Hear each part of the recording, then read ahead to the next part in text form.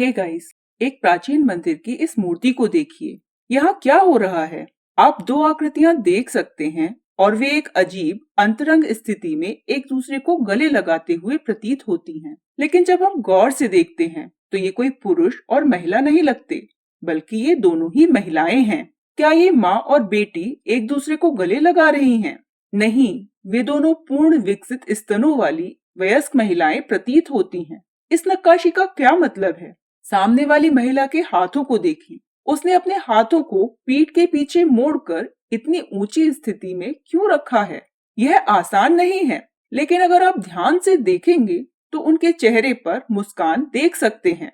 उसके पीछे दूसरी महिला पूरी तरह से उस पर झुकी हुई है और उसका हाथ इस महिला के निचले हिस्से के चारों ओर रखा हुआ है। जो चीज मुझे दिलचस्प लगती है वह है उसके बाल। यह इस बिंदु तक तराशे हुए प्रतीत होते हैं, लेकिन ये यहाँ समाप्त नहीं होते हैं। फिर ये मुड़ते हैं और एक बड़ा घेरा बनाते हैं जो इन दोनों महिलाओं को घेर लेता है। क्या आप इस नक्काशी की व्याख्या कर सकते हैं? और फिर आप बाहरी घेरे में कुछ अजीब देख सकते हैं। क्या यह घेरे के अंदर उकेरा गया कोई जानवर है? क्या यह खरगोश है? हाँ, यह एक खरगोश है ना? उसे यहाँ क्यों उकेरा गया है? और यहाँ आप दूसरी तरफ एक दूसरा खरगोश खुदा हुआ देख सकते हैं। यह बहुत अजीब है क्योंकि हम कुल 5 खरगोश देख सकते हैं। यहाँ तीसरा खरगोश है और अगर आप ध्यान से देखेंगे तो आपको चौथा खरगोश भी दिखाई देगा। अब क्या आप 5वां खरगोश देख सकते हैं?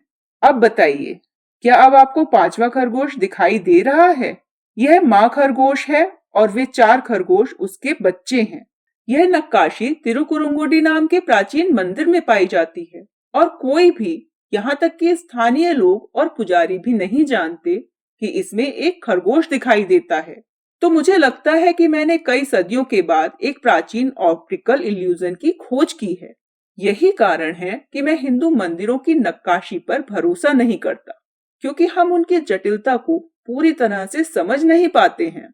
प्राचीन भारतीय मंदिर कई अस्पष्ट नक्काशी से भरे हुए हैं और आकस्मिक आगंतुक और विशेषज्ञ दोनों ही उन्हें निरर्थक या अंधविश्वासी नक्काशी के रूप में खारिज कर देते हैं। आप सोच सकते हैं कि यही बात खत्म हो गई, लेकिन इन महिलाओं और खरगोशों के बीच क्या संबंध है? खरगोश प्रजनन क्षमता और प्रजनन के प्रतीक हैं। अगर आपने कभी उन्हें पालतू जानवर के रूप में पाला है तो इसे समझना आसान है। प्राचीन काल से लेकर आज के प्लेबॉय तक खरगोश को उस प्रतीक के रूप में उपयोग किया जाता है ना? लेकिन इसका गहरा अर्थ क्या है? ये दो इंसान एक जानवर क्यों बना रहे हैं? इस मूर्ति पर एक नजर डालें। यह कौन है? तुरंत ही आपको एहसास होता है कि इसमें कुछ अजीब है। उसके पूरे शरीर पर कई चेहरे खुदे हुए हैं। आप उसके शरीर पर 1, 2, 3, 4, 5, 6, 7 चेहरे खुदे हुए देख सकते हैं। सबसे पहले हम किनारे पर इन 2 चेहरों को देखने से चूक गए। दूसरे, हम नक्काशी के अर्थ को पूरी तरह से चूक गए हैं। ध्यान से देखिए, उनके शरीर पर कितने जानवर बने हुए हैं। खरगोश के इल्यूजन में मनुष्यों ने जानवर बनाया, लेकिन यह इसके विपरीत है। जानवर इस आकृति को बना रहे हैं। आप उस नाक को देखिए। यह नाक नहीं बल्कि एक छिपकली है। वहीं छिपकली को उनकी मूछें पकड़ते हुए दिखाया गया है, लेकिन मूछें असल में 2 मछलियों से बनी हैं। उसका निचला होंठ भी संभवतः मछली का बना है, लेकिन वह नष्ट हो गया है। और उनकी ठोड़ी को देखिए, वह एक केकड़ा है। एक केकड़ा उनकी ठुड्डी पर क्या कर रहा है? उनकी आंखें काफी डरावनी हैं और उनमें घूरना एक चुनौती हो सकती है। लेकिन उनकी आंखें, क्या वे घोंगे हैं या कछुए हैं? उनके कान असामान्य रूप से बड़े हैं और वे 2 मोरों से बने हैं और उनके कंधों के ऊपर आप 2 फन वाले कोबरा देख सकते हैं। इन 2 कोबरा के शरीरों को आपस में जोड़कर उनका खूंखार हेयर स्टाइल बनाया गया है। उनके कंधे पर 2 मगरमच्छ जैसे जानवर बने हुए हैं। यहाँ तक कि उनका गुप्तांग भी किसी अजीब चीज से बना हुआ है। क्या आप अंदाजा लगा सकते हैं कि यह क्या है? क्या वह कछुआ अपनी गर्दन बाहर निकाल रहा है? और आप नीचे 2 घंटियां देख सकते हैं। आप यहाँ एक और सांप देख सकते हैं और दुर्भाग्य से उनके पैर नष्ट हो गए हैं और हमने जो कुछ भी नहीं देखा वह हमें याद नहीं है। ये कौन है? स्थानीय लोग उन्हें रुद्र कहते हैं, लेकिन वे सभी जानवरों के देवता भगवान पशुपति हैं। ऐसा कहा जाता है कि जब पशुपति या शिव पृथ्वी पर आए तो उन्होंने सभी जानवरों को वश में किया और मनुष्यों को उनमें से कुछ को वश में करना सिखाया। तो यह सभी जानवरों पर उनका पूर्ण नियंत्रण होने का एक प्रतीकात्मक प्रतिनिधित्व है। अब इन महिलाओं को देखिए, यह समूह बनाकर डांस करती हुई नजर आ रही हैं। लेकिन जब आप जूम आउट करना शुरू करते हैं तो आपको पता चलता है कि वे सभी एक घोड़ा बना रही हैं। यह कोई आसान काम नहीं है। देखें कि घोड़े की आंख कैसे बनी है और कानों पर ध्यान दें। इन दो महिलाओं ने अपने हाथ ऊपर कर रखे हैं और ये घोड़े के कान की तरह दिख रहे हैं। और देखिए इस महिला ने तौलिए को कैसे पकड़ रखा है। प्राचीन बिल्डर बेहद चतुर और कलात्मक थे। शीर्ष पर एक योद्धा है। वह इस नक्काशी में एकमात्र पुरुष है। आप उसकी मूछें देख सकते हैं और उसने धनुष पकड़ रखा है। वह घोड़े का हिस्सा नहीं है, वह घोड़े के ऊपर चढ़ा हुआ है। यहाँ एक अन्य प्राचीन मंदिर से मिलती जुलती नक्काशी है। फिर से महिलाओं का एक झुंड, जाहिर तौर पर सुंदर नर्तकियां, एक घोड़ा बना रही हैं। बिल्कुल वही थीम। और आप देख सकते हैं कि कैसे इस महिला ने न केवल नीचे एक तौलिया पकड़ रखा है, बल्कि एक बड़ी फ्लाई विस्क भी पकड़ रखी है, जिसे चमारा कहा जाता है, जो घोड़े की पूंछ बना रहा है। आज बहुत से लोग इस प्रकार के भ्रम से प्रेरित हैं और वे बहुत सारी पेंटिंग्स बनाते हैं। यह महिलाओं के झुंड द्वारा बनाया गया एक बर्तन है, लेकिन आप देख सकते हैं कि उनके शरीर के बीच बहुत सारे अंतराल हैं। प्राचीन निर्माता पूर्णता के लिए प्रयासरत थे। आज की समान कला को और अधिक समर्पण की आवश्यकता है। ये महिलाएं एक बैल बनाती हैं और आप देख सकते हैं कि यह सही नहीं है। यहाँ कपड़े का एक टुकड़ा है जो वास्तव में अच्छा दिखता है। महिलाओं का एक समूह हाथी बना रहा है और आप देख सकते हैं कि कैसे इस महिला के बालों से हाथी की पूंछ बनती है और कैसे इस महिला को हाथी की सूंड बनाने के लिए बहुत ही अजीब मुद्रा में खड़ा होना पड़ता है और उसके हाथ हाथी के दांत बनाते हैं। लेकिन प्राचीन नक्काशी के अंदर एक गुप्त कोड छुपा होता है। यहाँ एक प्राचीन नक्काशी है और फिर हाथी महिलाओं के झुंड से बना है। यहाँ इस महिला के पैरों का उपयोग करके इसके दांत बनाए गए हैं। यहाँ एक और प्राचीन नक्काशी है जो कई महिलाओं से बनी है और यहाँ तीसरी नक्काशी है जो कई महिलाओं से बनी है।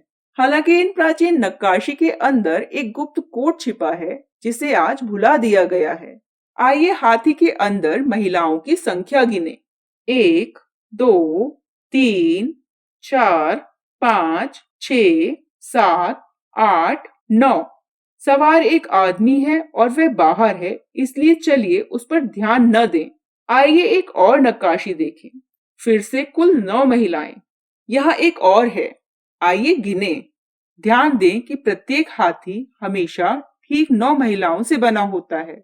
10 नहीं, 8 नहीं, बल्कि हमेशा 9। प्राचीन बिल्डर इसे 10 या 8 महिलाओं के साथ आसानी से बना सकते थे, लेकिन हाथी को तराशते समय 9 की संख्या को लगातार रखा जाता है। यह जानकारी कपड़े के इस आधुनिक टुकड़े में खो गई है। यह 7 महिलाओं से बना है, क्योंकि हम आधुनिक तथाकथित परिष्कृत लोग छिपे हुए कोड को नहीं समझते हैं। लेकिन हो सकता है, बस हो सकता है, यह सब एक संयोग है, शायद केवल मूर्खतापूर्ण भाग्य से मुझे ये सभी प्राचीन हाथियों की नक्काशी मिली जो बिल्कुल 9 महिलाओं से बनी है। तो आइए वापस जाकर घोड़ों की प्राचीन नक्काशी को देखें, इसकी जांच करें। आप कितनी महिलाओं को देखते हैं? 1, 2, 3, 4 और 5। इस घोड़े को देखिए। 1, 2, 3, 4, 5। 4 नहीं, 6 नहीं, हमेशा 5। घोड़े हमेशा 5 महिलाओं से बने होते हैं, ठीक उसी तरह जैसे एक हाथी हमेशा 9 महिलाओं से बना होता है। यह एक कोड है। उन्हें सभी प्राचीन हिंदू मंदिरों में इन संख्याओं का ध्यान क्यों रखना पड़ा? इस बारे में सोचें कि भारत कितना बड़ा है और मूर्तिकारों को इस जानकारी को लगातार बनाए रखने के लिए कैसे संवाद करना और ज्ञान साझा करना पड़ा होगा। उन्होंने कभी 6 महिलाओं से बना घोड़ा या 8 या 10 महिलाओं से बना हाथी क्यों नहीं बनाया, और हमेशा महिलाएं ही क्यों? इन जानवरों के अंदर कुछ आदमी क्यों नहीं हो सकते थे? इस प्राचीन रहस्य को समझने के लिए आपको एक और महत्वपूर्ण बात जानने की जरूरत है। ये दोनों नक्काशियां आमतौर पर एक साथ पाई जाती हैं, मानो घोड़ा और हाथी एक दूसरे से लड़ रहे हों। प्राचीन संस्कृत ग्रंथों के अनुसार इस नक्काशी को नवनारी कुंजरा कहा जाता है और इसका विशेष अर्थ यह है कि 9 महिलाएं एक हाथी का निर्माण करती हैं और इस नक्काशी को पंचनारी तुर्गा कहा जाता है। इसका मतलब है कि 5 महिलाएं एक घोड़ा बनाती हैं। तो यह किसी चीज के 5 और किसी चीज के 9 के बीच की लड़ाई है। यहाँ 5 का क्या अर्थ है और 9 का क्या मतलब है? वे क्यों लड़ रहे हैं? अब दोनों तरफ के गुरुओं, शिक्षकों पर ध्यान दें। देखें कैसे उन्हें बादलों के ऊपर थिंक टैंक के रूप में कार्य करते हुए अपने नीचे इन योद्धाओं का मार्गदर्शन करते हुए दिखाया गया है। बाएं गुरु को देखें और दाएं गुरु को देखें। क्या आप उनमें अंतर देखते हैं? और सबसे ऊपर 2 जानवरों पर ध्यान दें।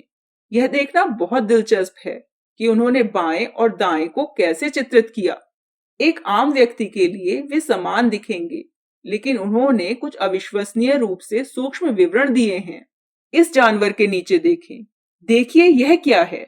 बाईं ओर यह विवरण नहीं है, लेकिन जो चीज मुझे वास्तव में दिलचस्प लगती है वह यह चीज है जो उन्हें अलग करती है। इन पक्षों को ध्यान से देखिए। क्या आप देखते हैं कि वे क्या हैं? दुर्भाग्य से यह थोड़ा नष्ट हो गया है, इसलिए मैं आपको उन्हीं विशेषताओं के साथ पास में एक और नक्काशी दिखाता हूँ। क्या आप देख रहे हैं कि ये दोनों किस ओर मुख किए हुए हैं? क्या इससे कोई घंटी बजती है? आइए मैं आपको एक नक्काशी दिखाता हूँ जो मैंने आपको पहले दिखाई थी। हाँ, बिल्कुल वही फीचर। यह प्राचीन ग्रंथों में वर्णित मकर नामक एक जानवर है। इस मूर्ति के किनारे पर 2 मकर हैं और इस नक्काशी पर 2 मकर हैं। ये दोनों नक्काशियां 1000 मील से भी अधिक दूरी पर स्थित हैं, लेकिन वे दोनों ऑप्टिकल भ्रम हैं जिनमें एक बड़ा हिस्सा छोटे हिस्सों से बना है। लेकिन आप देख रहे हैं कि यह सब कुछ एक साथ कैसे विलीन हो रहा है। खरगोश की नक्काशी के बारे में तो कहना ही क्या। इस नक्काशी में क्या गुप्त कोड छुपा है? खरगोशों और इंसानों के बीच क्या संबंध है? कृपया मुझे अपने विचार कमेंट सेक्शन में बताएं। मैं प्रवीण मोहन। देखने के लिए बहुत बहुत धन्यवाद और सब्सक्राइब करना ना भूलें। मैं आपसे जल्द ही बात करूंगा। बाय।